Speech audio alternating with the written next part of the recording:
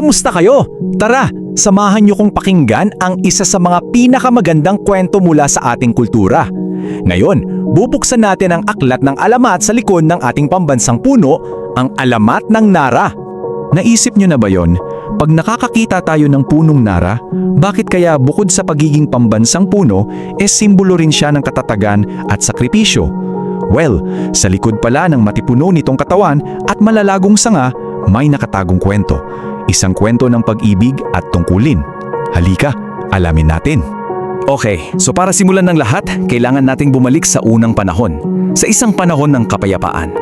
Dito sa unang yugto ng kwento, dito umusbong ang isang pag-ibigang wagas. Gusto kong i-imagine nyo, isang napakaliit at payapang nayon. Yung tipong ang mga tao, simple lang ang buhay, sobrang magkakalapit sa isa't isa at namumuhay ng may respeto sa kalikasan. Tahimik, di ba? Sa payapang layon na ito, may isang tinitingalang lider, isang magiting na mandirigma. Hindi lang siya basta malakas o magaling sa pakikipaglaban, mayroon din siyang ginintuang puso para sa mga kababayan niya. Siya talaga yung aalay at proprotekta sa kanila. At syempre, madalas sa likod ng isang magiting na mandirigma, may isang inspirasyon. At para sa kanya, ito ay isang napakagandang dalaga. Pero hindi lang yung ganda niyang nakakabigani, kundi yung kabutihan at busilak niyang puso. So perfect match, di ba? Yung pagmamahala nila, alam ng buong nayon. Kumbaga, sila yung power couple ng panahon nila. Isang pag-ibig na tila perpekto at wagas. Pero, alam nyo naman, sa mga kwentong ganito, hindi pwedeng laging masaya lang. Dahil ang pag-ibig nila, susubukin ng tadhana. Okay, dito na tayo ngayon sa puso ng ating alamat. Dito na magsisimula yung pinakamatinding pagsubok. Dito natin makikita kung paano harapin ang pag-ibig at katapatan nila ang isang napakalaking hamon. Yung kapayapaan na kinagisnan nila sa nayon, bigla na lang nagambala. Isang hukbo ng mga mananakop ang nagbabadya sa kanilang hangganan, gustong kunin ang kanilang lupain. At bigla, umalingaw-ngaw ang panawagan ng tungkulin para ipagtanggol ang bayan. At ito na yung pinakamabigat na desisyon para sa mandirigma natin. Isipin nyo, sa isang banda, nandoon yung pag-ibig niya sa dalaga, yung pangako niyang mananatili siya sa tabi nito. Pero sa kabila, nandoon yung sagrado niyang tungkulin bilang tagapagtanggol ng kanyang mga kababayan. Puso o bayan, napakahirap. At sa huli, kahit sobrang bigat sa dibdib, pinili niya ang kanyang tungkulin. Nagpaalam siya sa dalaga, pero may binitawan siyang isang mabigat na pangako. Babalik siya. Isang pangakong punong-puno ng pag-asa, pero siyempre may kasama ring takot. Sumabak siya sa digmaan ng buong tapang. Talagang ibinuhos niya ang lahat.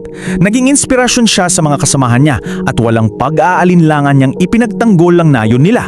Pero ang kabayanihan ay may katumbas na halaga. Ibinuhos niya ang sarili niyang buhay para sa kalayaan ng kanyang bayan. Pero teka, hindi dito nagtatapos ang kwento sa isang trahedya. Dito napapasok yung mahiwagang bahagi.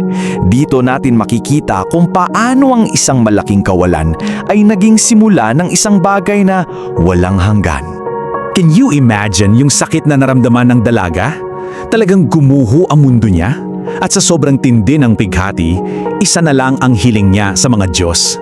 Sana magkasama silang muli sa kahit anong paraan, basta hindi na sila kailanman magkakahiwalay.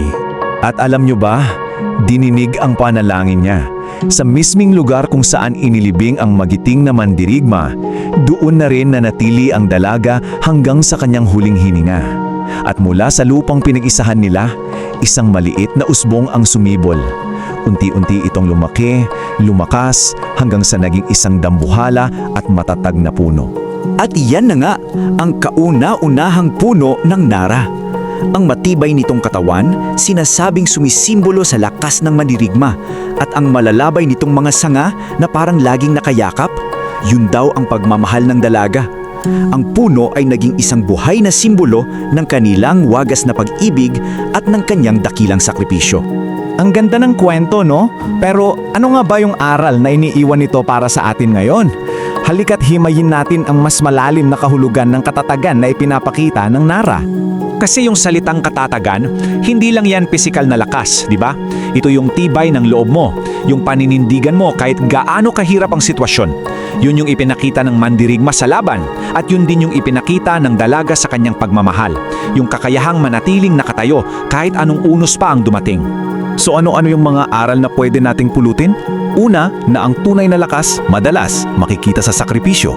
Pangalawa, na ang pag-ibig sa bayan ay isang napakadakilang tungkulin. Pangatlo, at napaka-importante nito, na kahit sa pinakamatinding sakit, may pag-asang pwedeng sumibol. At higit sa lahat, ipinapakita nito na ang tunay na pag-ibig ay kayang lumikha ng isang bagay na matibay at pangmatagalan. Kaya naman, yung tibay ng Nara, hindi lang yan basta tibay ng kahoy.